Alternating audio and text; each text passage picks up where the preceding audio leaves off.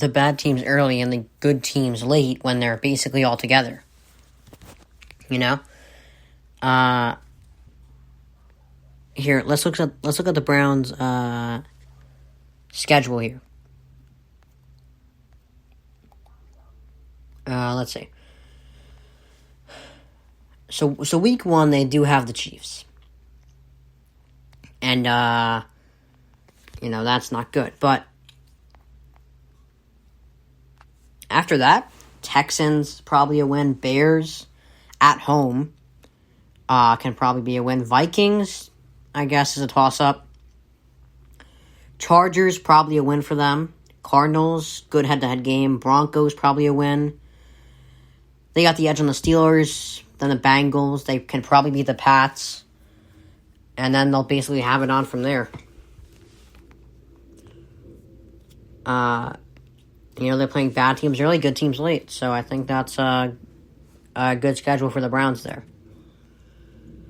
Alright, so yesterday I was hoping to talk about this, but I just didn't have the time.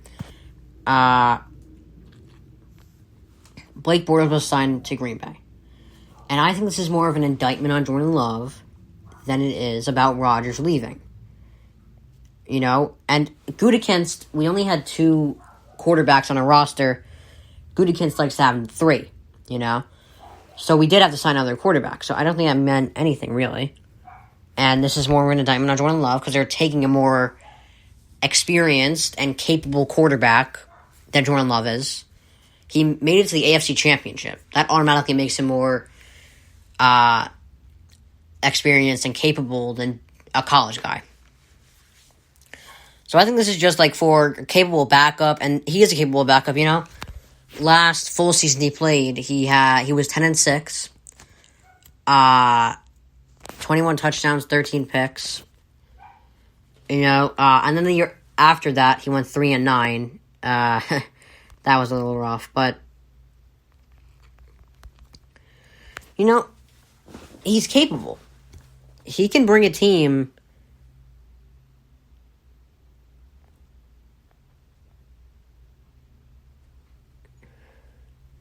He can bring a team. He could be kind of maybe a bit of a Teddy Bridgewater. If he were to start for the Packers, God forbid. But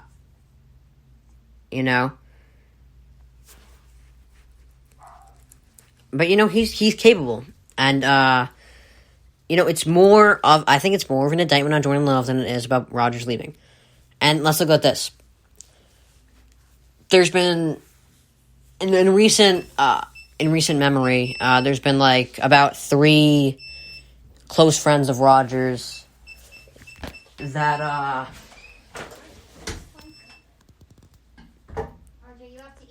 said the Rodgers situation is fixable. Kuhn did, Mike Silver did, James Jones did, and there hasn't been much noise lately, so I don't know. Not a lot of noise can either mean a trade's going down, and there's going to be a lot of noise in the next couple weeks, or it's being resolved. So we'll see what happens there.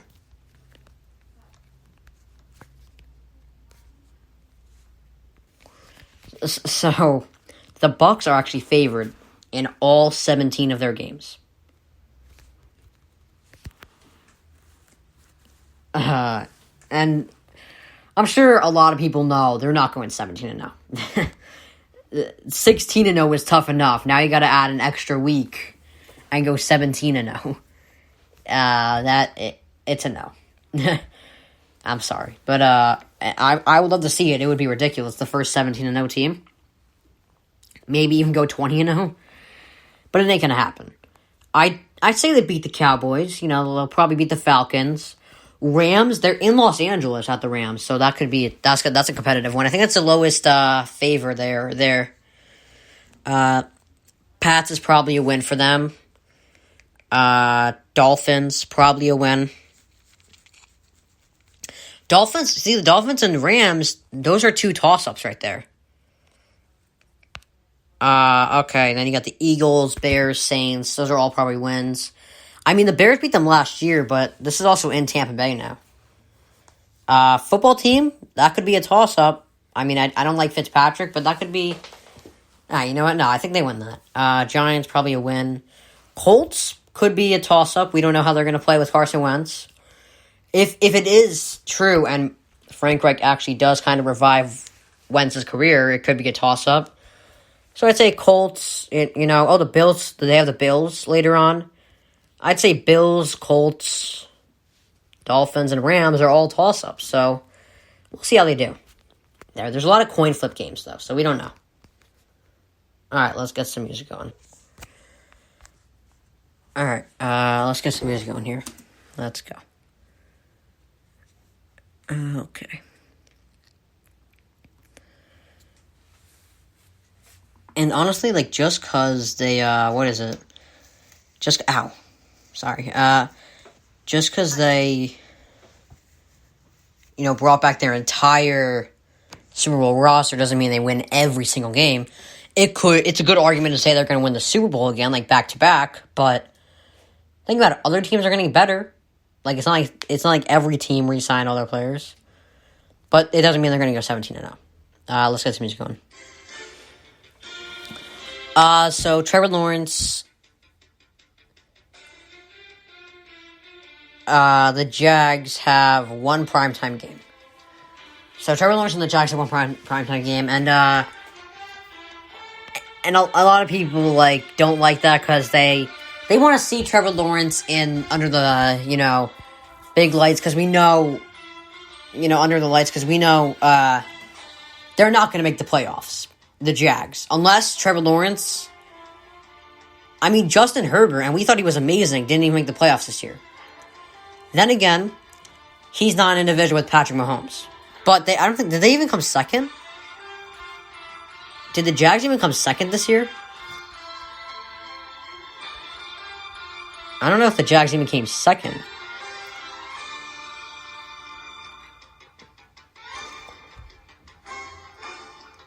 Hold on, let me just check this real quick. Hold on. It's right here. Come on. They didn't even come in second. They were 7-9 and were behind the Raiders. So just because he's a great quarterback doesn't mean he'll win a division. And I think the Titans and Colts are just better than them right now. And we got to see how they are. And we don't know how good the Jags are going to be, how watchable they're going to be. Because there are teams that are great, but not that fun to watch. The reason we root for the Chiefs dynasty is because they're flashy and fun to watch. We hated that Pats dynasty because they were boring. They were all defense. And Tom Brady. That system passing and all that, the dank and dunk. The Jags in 2017, actually the Jags are a good example. In 2017, the Jags were a great team, but they were all defense. So, we got to see how fun they are to watch and how, good they are. That's how you build primetime games.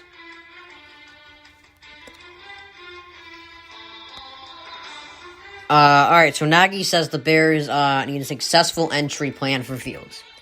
Now, they have a tough schedule. But, and I was intrigued by this schedule because I knew it would be, depending on how good their schedule is early on, we will know when we will see Justin Fields. I think we have a potential to see him early. We can possibly see him early. Here. Let's see. So, weeks 1, I'd say maybe week 6 is probably where he gets a start.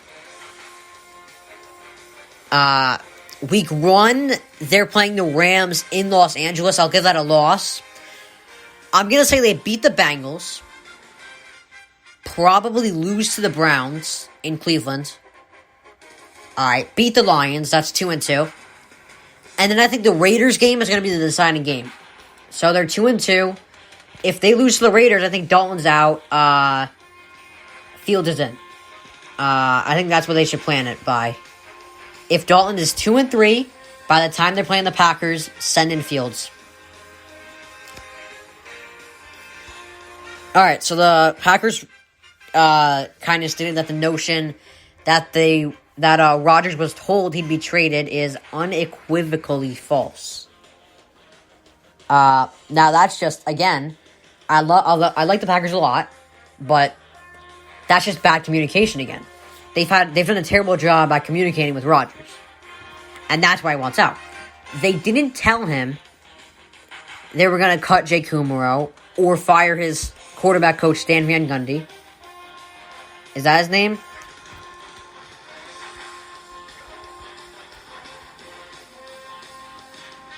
No, that's a basketball coach. My bad.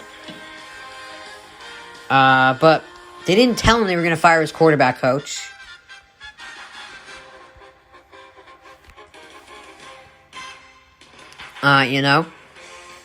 And they didn't tell him they were going to draft Jordan Love. So, this is just bad communication right now. And why would you trade up for Jordan Love when Rodgers was doing Rodgers? It's not like he fell off, badly. It's not like he was throwing 16 touchdowns and 12 picks.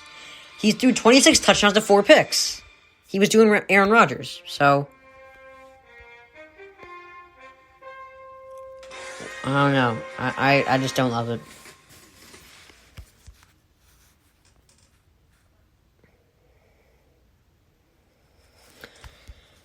Alright, so,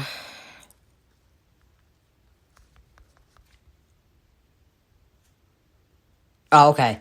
They fired Alex Van Pelt without telling Rodgers. Alright. So let's look at the Steelers' schedule real quick. Gosh. Here we go. So, the Steelers, here's the thing. I think the Steelers pride themselves on the confidence they have. Honestly. So we gotta see, if they're on a streak, 11-0, you saw how, comfortable they got with that 11-0 start. And,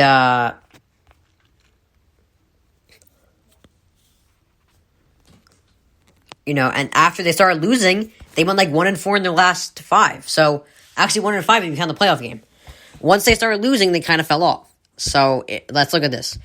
Week 1 at the Bills, lost probably. Beat the Raiders, beat the Bengals. Now, week 4 they play the Packers. And this is where the Aaron Rodgers situation can impact the league. If Rodgers is there, the Steelers most likely lose because they're at Green Bay. They probably lose to the Packers that week. And then they got the Broncos, probably a win. Then they go into the Seahawks game. And I think that if they come off a win against the Packers, if they come off 4 straight wins, if Jordan Love is in there, they'll probably beat them. And that's probably 4 straight wins going into Seattle. They probably win that. But if they lose, it's probably... So they can either go on a great winning streak or a big losing streak.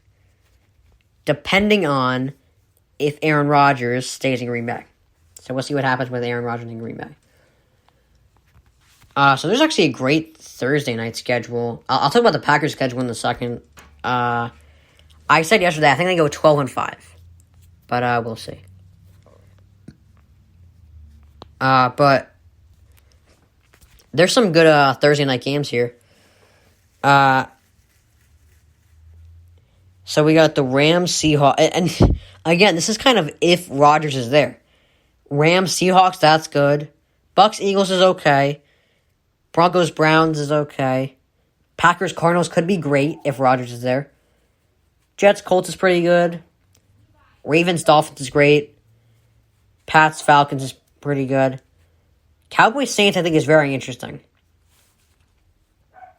Steelers, Vikings is pretty good. And I think Chiefs, Chargers is going to be interesting as well. So we got a great Thursday night schedule. If Rodgers is there. And speaking of the Packers, I think if Rodgers isn't there, they'd get eaten alive without him.